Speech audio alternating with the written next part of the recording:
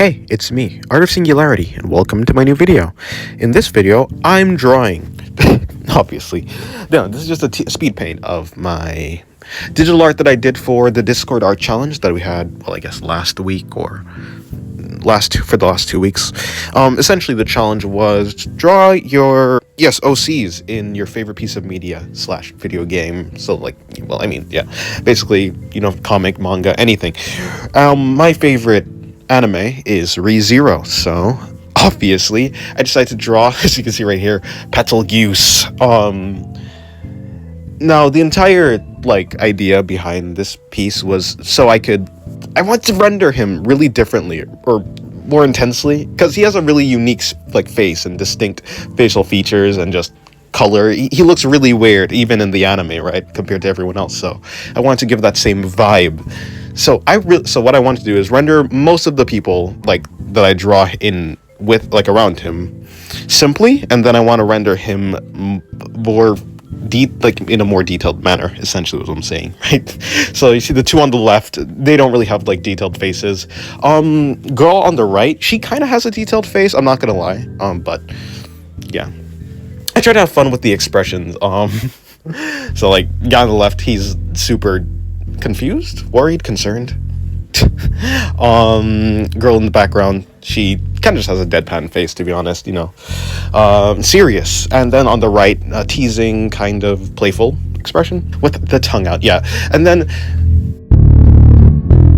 I've been experimenting with a different type of workflow for just drawing. I'm trying to get more efficient, so I want to do less lines but keep the same quality of line art, if that makes sense. So I've been kind of referencing a bunch of artists, but one of them who I've come across recently is I think it's this one right here, Kanji on Twitter.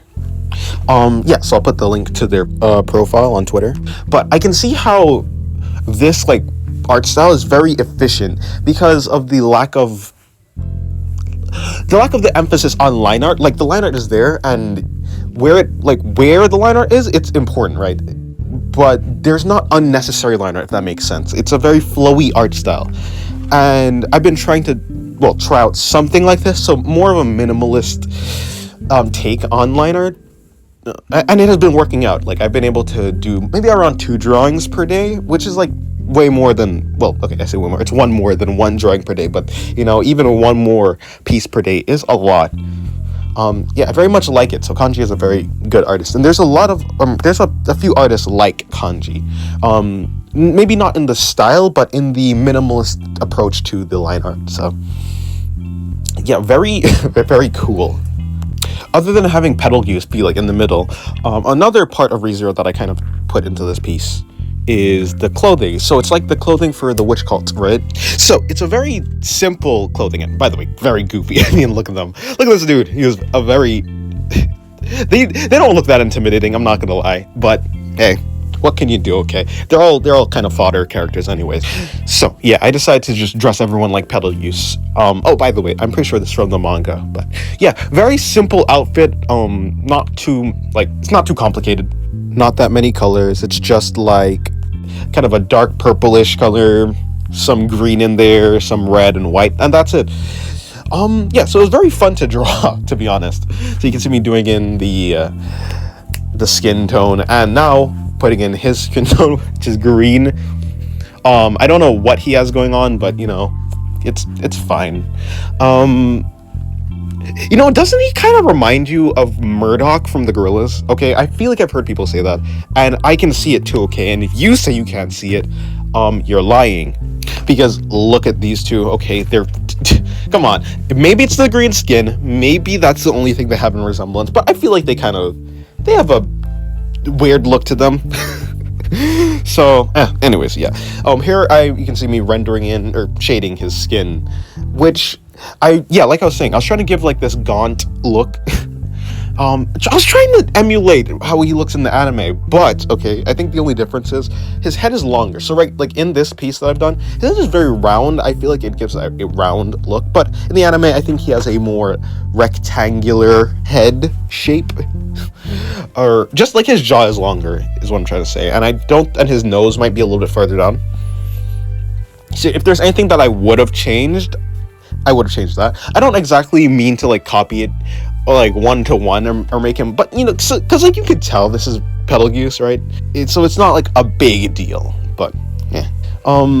And also, yeah, I was trying to go for this, like I was saying earlier, I was trying to go for this style where he's rendered more than the others. And I mainly went for that because this is not supposed to be a serious piece. This is just supposed to be a kind of a goofy, funny thing, right? As you can tell by the expressions on the left, like this is not a serious drawing.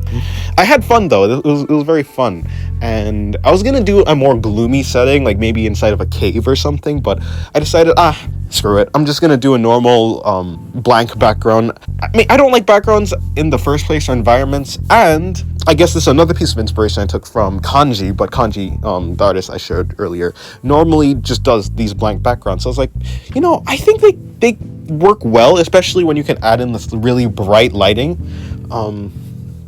I think really bright highlights work well, especially when the drawing isn't that rendered. There's like less detail. There's a lot of things that like happen when you put a character in an actual environment, like bounce sliding, the atmosphere, color filtering the light. Yeah, it's a whole thing. I didn't want to deal with that, so hey, blank background for the win, right? I kind of like how I did the hair. I think the hair was probably my favorite part, other than his face in general. He's big bug eyes. Yeah, like on the hair, I put this I think it's subsurface scattering, where it's like this turquoise coloring around the highlights of his hair. I didn't do it for the character with the pigtails. Nor did I do it for the guy on the left. But I think I did it slightly for red-haired girl. God of Anti-Life, her. Yes. I kind of did this like yellowish highlight. It might be hard to pick out that it's actually like subsurface scattering because she already has these like yellow highlights, or are they highlights? Whatever they are, like on the underneath of her hair. Or the inside of her hair, so it might just look like those strands coming out from underneath or something like that, but it's supposed to be some sort of subsurface scattering. But yeah, now I'm just adding in the final lighting on the clothes. I kind of like to there's this, I think it's like a smudge brush or something that kind of adds this painterly or paint. I don't know which painting texture it is, but there's a type of painting style that resembles like what the brush does. So like I do it on the highlights and stuff, and now I'm just adding in the final details and stuff. So yeah, thank you for watching the video. If you like the video, then please like it, I guess. If you didn't like the video, then rip, right? I hope you liked the piece I made, and I had fun with it. So yeah, I'm getting faster at drawing, so that's good. Thank you for watching, and I guess goodbye. You can watch it finish. I don't think there's really much to finish in the first place. Oh, I should probably show the finished piece too. I'll show that at the end. So yeah, goodbye.